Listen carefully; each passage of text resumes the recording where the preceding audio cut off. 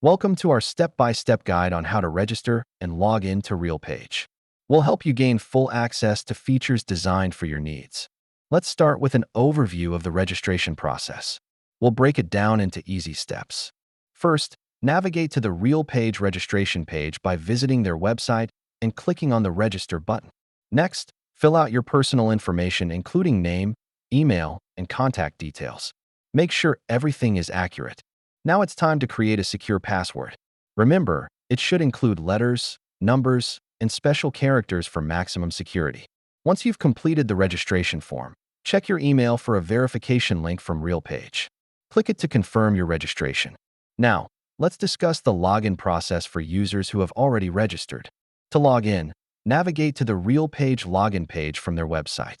Enter your user credentials to log in. If you face any issues, check your username and password, or reset your password if necessary. In conclusion, always keep your account secure by never sharing your login details. For help, visit RealPage support resources.